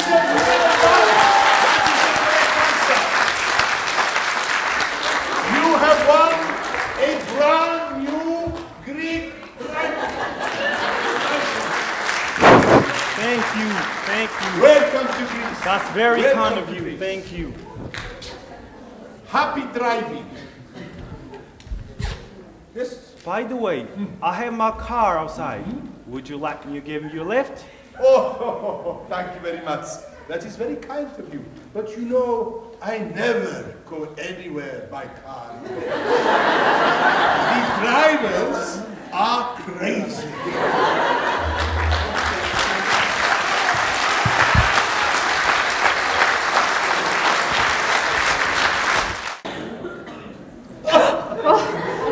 Miss Elizabeth. Miss Elizabeth. You can hardly doubt the purport of my discourse. As soon as I entered the house, I singled you out as the companion of my life. Upon my word, sir. But before I am run away with by my feelings, let me state my reasons for marrying you and why I have come to Hertfordshire with the design of selecting a wife. I cannot imagine, sir, that a gentleman of your solemn composure would ever be run away with by his feelings. My reasons for marrying are, first, that I think it a right thing for a clergyman in easy circumstances like myself to set the example of matrimony to his parish. Indeed, Mr. Collins, your reason for marrying is most commendable. And second, that I am convinced that marriage will add very greatly to my happiness. Indeed, Mr. Collins, your reasons for marrying is most... I'm perfectly... Excuse me. I can only wish you every happiness in your pursuit of a suitable marriage, Mr. Collins. And thirdly, that it is the particular advice and recommendation of that very noble lady, whom I have the honor of calling patroness. You're referring, no doubt, to to Lady de Bourgh? Indeed, the same, Lady Catherine de Bourgh. Mr. Collins, she said, Mr. Collins, you must marry.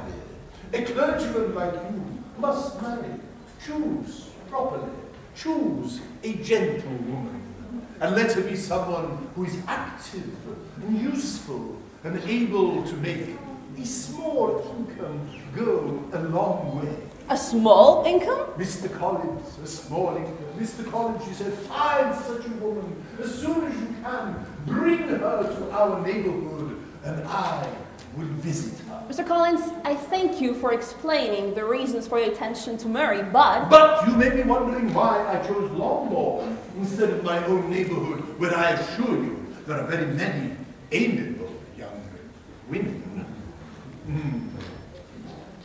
But you may be sure there are very many amiable young women. Indeed. Indeed. The fourth reason, therefore, my dear cousin Elizabeth, is, as you know, I am to inherit this estate upon the death of your father. My father, Mr. Collins, I believe will live many years longer. Indeed, indeed. But when the melancholy events shall come, I am determined, I intend that the loss to his daughters shall be as little as possible. I have therefore decided to choose a wife from among Mr. Bennet's daughters. This has been my reason, fair cousin Elizabeth. I am aware, Mr. Collins, that you will inherit our father's property. And now,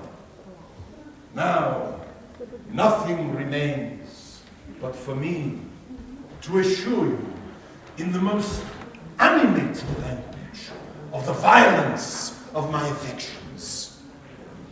Of the violence of my affections. Upon my word, sir, you are too hasty. I am aware that you will inherit only a small sum of money upon the death of your mother. A small sum? Indeed, £1,000 is all that you will be entitled to. But I assure you, when we are married, I shall remain silent. You're indeed too hasty, sir. I have made no answer except my thanks for the compliments you are paying me, but is it possible to accept your proposal? I am also aware that it is the usual practice among young ladies to reject the man whom they secretly mean to accept. And indeed, the refusal is repeated a second or even a third time. Mr. Collins, really, I do not think... But I am therefore by no means discouraged by what you have just said, and I hope to lead you to the altar ere long. I do assure you that I'm not one of those young ladies, and I'm perfectly serious with my refusal. You could not make me happy, and I'm the last woman in the world who could make you so. You may be certain that when I have the honor of seeing Lady Catherine de Bourgh again, I shall speak to her in the highest terms of your qualifications, your modesty, your economy, and your other amiable qualities. Mr. Collins, all praise of me will be unnecessary. You must accept my... I'm sorry.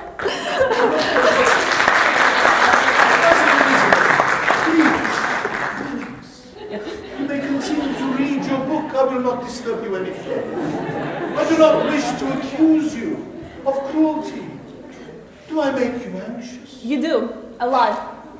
Well, I do not wish to accuse you of cruelty, because I know it is the custom of young women of your sex to reject a man on first application. Indeed. And you will give me leave to believe that your rejection, therefore, is merely words, of course. It is merely words. Please, which chapter will you read? May we read it? When we are married, we shall sit together and we shall read. We shall read. You see, marriage with me, Cousin Elizabeth, will be pure delight. We shall spend the evenings together, sitting by the fireplace, reading Jane Austen, Mansfield, Pride and Prejudice. Now, what an interesting chapter. Oh, yes, indeed.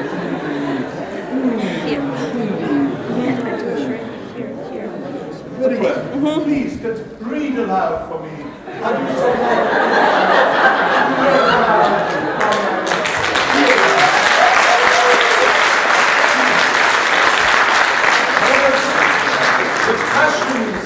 My life, and to which I look forward when I'm with you, is that you should read aloud to me. Please, read aloud. Mr. Collins, I wish you very happy and very rich, and you may take possession of our estate, whenever it falls, without feeling any guilt or self-reproach. The matter may be therefore considered settled. I do not wish to accuse you of cruelty, because I know that young ladies often reject a man on first application.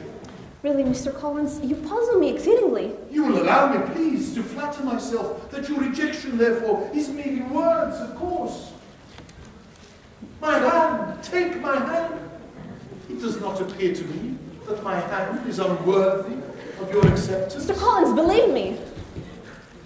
Cousin Elizabeth, allow me to say that the property I can offer you will be highly desirable. Can I speak plain now? My connections with the family of Lady Catherine de Bourgh. Do not persevere. But why? Because if Lady Catherine knew me, she would find me in every respect ill-qualified. Therefore, we may conclude that no other offer of marriage will ever be made to you. I thank you once again for the honor you have made me. I must therefore conclude that you are not serious in your rejection of me. I'm perfectly serious. I must explain therefore your rejection to your wish to increase my love by suspense. It is impossible to accept your proposal. To increase the suspense according to the custom of elegant females. But I'm not an elegant female intended to plague you, but a rational creature speaking from the truth of her heart. I am persuaded that when your parents give their approval... Mr. Collins, I thank you once again. I must now bid you good day. Woo. A seat. I take a seat of paper. A seat. Hey! This is a seat. Is it a seat? Yes, it is.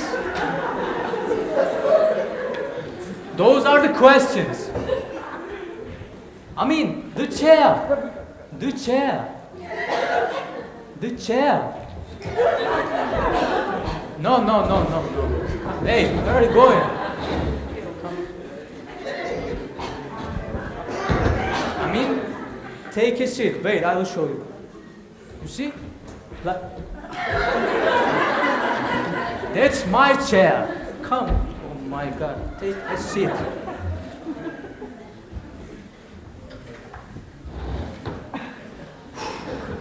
Well. Okay. So, my name is Recep. And this is my colleague Mehmet. He's going to be listening to us. Can I have your mark sheet, please? Your mark sheet. Your mark sheet, one of these.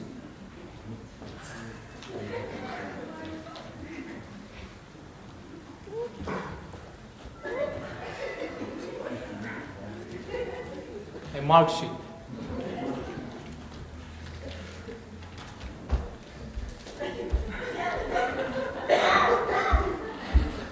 So, your name is Kostas. Your name is Kostas. No. My name is Recep. What is your name? Your name? Your name? Your name is Mehmet.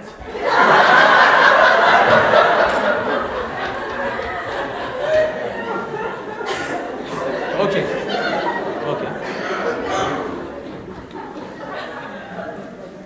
Okay. Now I am going to ask you some questions about yourself. Okay?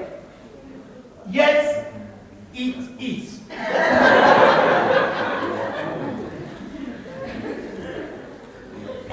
How to say? Where are you from? I am Greece. Well, good. Now we are getting somewhere. Yeah. Okay. So, what is the weather like in Greece? It is very nice, fine, thank you, and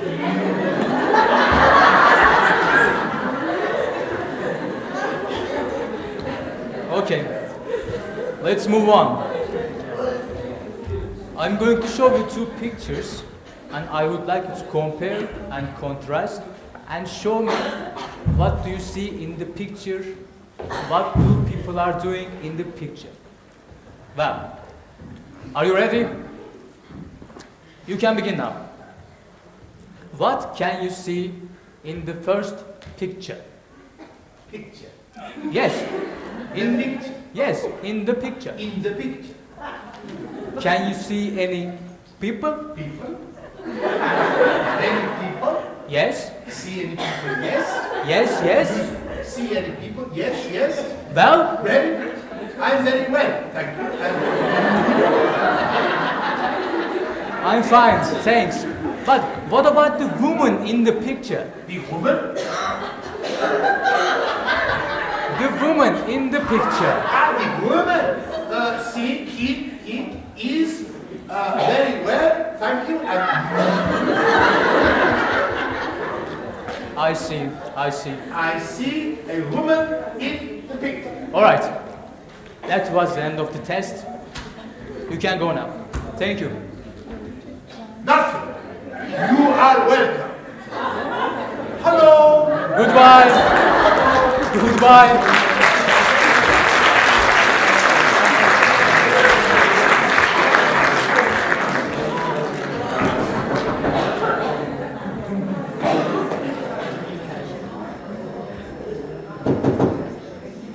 Good morning. Come in. Hello, Mehmet. It's me again. Sit down, please. Okay. I will write. Let's do it right away. I'm going to show you some pictures and we are going... This is a woman. It's a bicycle, actually. Well, okay. Okay, let me ask you some questions about yourself. Okay? First, where were you born? Under a tree. I mean, we are talking about you. Where were you born? Oh, you into my house. I see. Are you from Greece? Greece. See, he is very hot in the summer and she is cold in the winter. Yes, indeed. How old are you? How? You? I'm thinking 40, 50, upstairs, downstairs. Not me. How old are you? Are you? Not possible.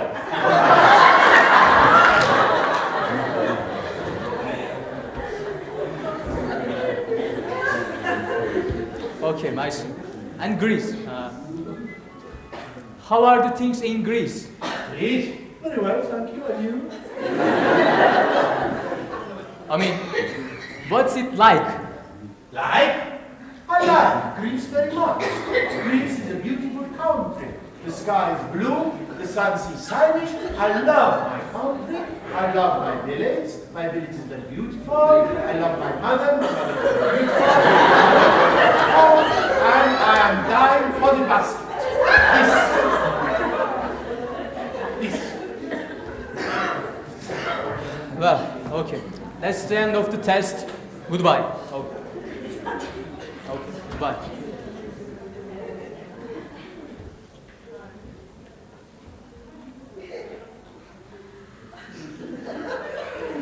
I pass. I pass. I am sorry. How I go? You go that way, out of the door. Oh, the door. The door. This is the door. Is it the door? Yes, it is.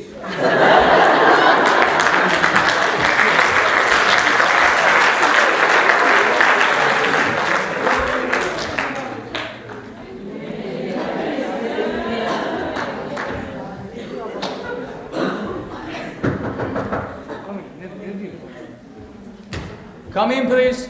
Hello, good evening, and welcome. Okay, hello. Take a seat. It's okay, I prefer to stand if that's all right with you. Well, let's begin. First question. Okay, well, first question is this a woman or a bicycle? No, it's a woman, of course. What was it Shakespeare said about women? Frailty, thy name is woman. Well, now I ask the questions. You ask the question? Are you ready for the first question? The first question? The first question for 100 euros. Can you spell the word in English accommodate? Is it A, A-C-O-M-O-D-A-T-E, B, A-C-C-O-M-O-D-A-T-E, C, A-C-O-M-M-O-D-A-T-E, or D, A-C-C-O-M-M-O-D-A-T-E for 100 euros? Whoa. Oh, well, it's a tough one. So, can I have 50-50? 50-50, of course. How do we spell accommodate? Is it B or D? Well, I'm still not sure. Would you like to ask the audience? May I? Yes, me. How do we spell accommodate? Is it B or D? Hands up for B. B or for us?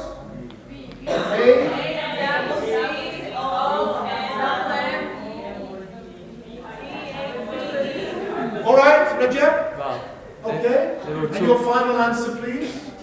A,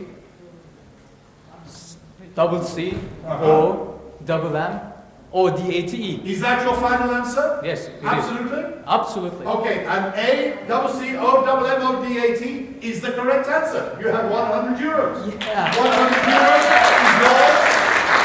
Richard, 100 euros is yours to take home. Thank you. But do you want to go on there for 500,000 euros? Yeah. For 500,000 euros, Richard. Okay.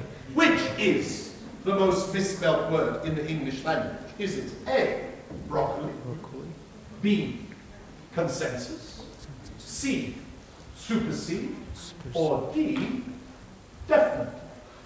For 500,000 euros, Roger? Yeah. For 500,000 euros. Most misspelled word in English language.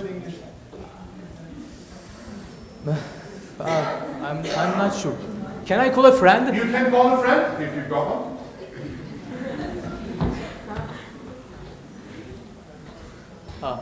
Hello, Marie. Oh, hello. How are you? I'm fine. You? I'm okay. Are you free? Can I ask you something? Yeah, sure. I'm about to win 500,000 euros. The question is, what is the most misspelled word in English language? What is the options? Well, is it broccoli, supersede, consensus, or definitely? Definitely. D, definitely. Is it your final answer? Yep. Okay, thank you. Bye. Bye-bye. All right, Roger. And the most misspelled word in English language. Your final answer, please. Definitely. For 500,000 euros. Definitely. Definitely? Definitely. Definitely? Definitely. Absolutely? Not absolutely, definitely. Is that your final answer? Yes, it is. I'm sorry. No, yes, definitely is the correct answer. Well done. You have 500,000 euros.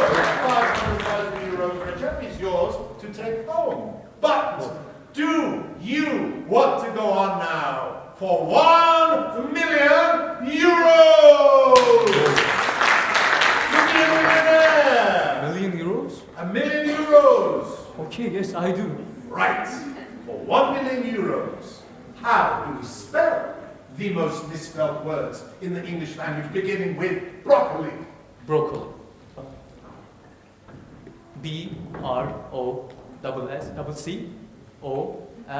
Correct. Super C. That's super easy. Super C. C. S-U-P-E-R-S-E-D-E. Correct. And now consensus. Consensus. C-O-N-S-E.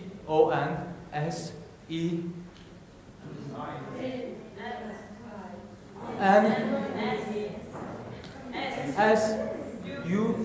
Correct. And now for €1 million, the most misspelled word in the English language, definitely. How do we spell it?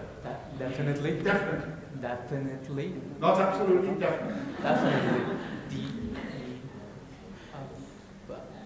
Can I ask an expert? Expert? I don't know, do we have any experts here? Do we have any English teachers? Hands up, any English teachers? Can you help us? We need an expert. Where are all the English teachers gone? Do we have any linguists? Any applied linguists? Any misapplied linguists? Unapplied? I'm afraid we don't seem to have any experts. They've all disappeared. Oh, come on. Help me out, please. It's €1 million here. Okay, definitely, please. The first letter. One letter. One letter. The first letter. How would you say? The first letter, please. D. 100% so far, correct. The second letter. E. F. I. N.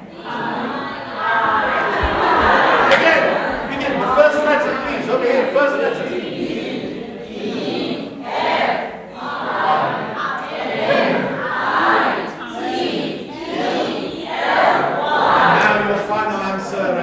Definitely. D-E-F-I-N-I-T.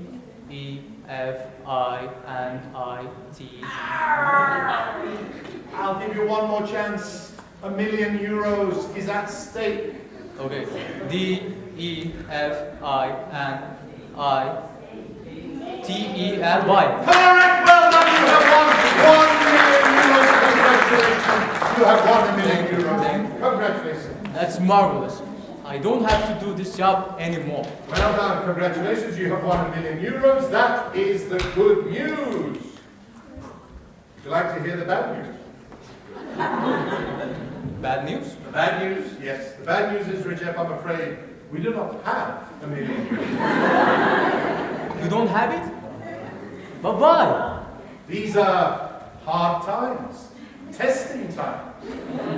But we do have a special consolation prize for you.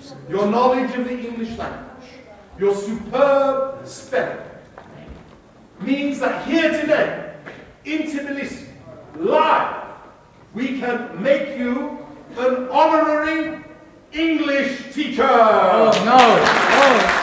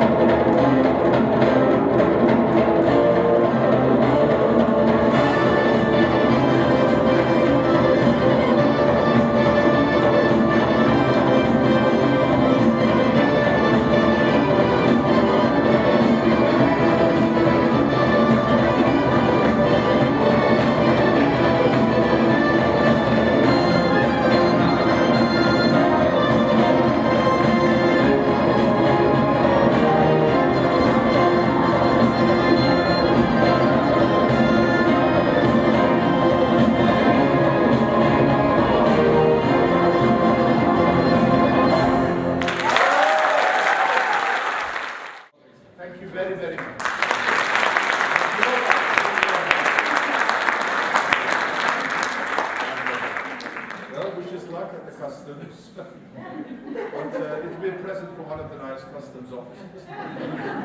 Thank you very, very much. 003, number 3.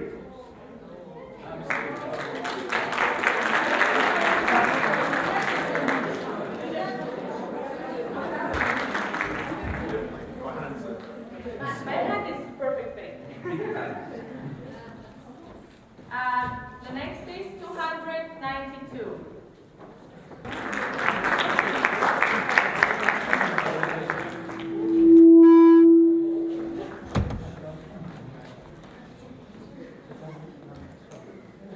Number 176.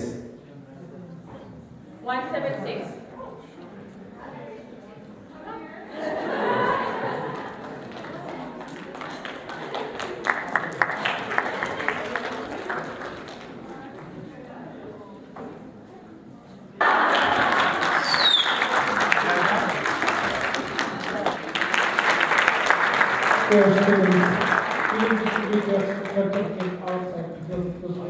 Now we want to call Mr. Luke.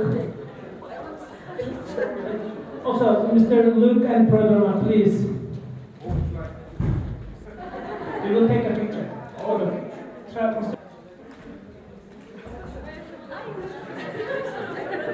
Now please everybody join us. Let's try to have a huge group picture as a memory. Thank you much for coming. I hope you enjoyed.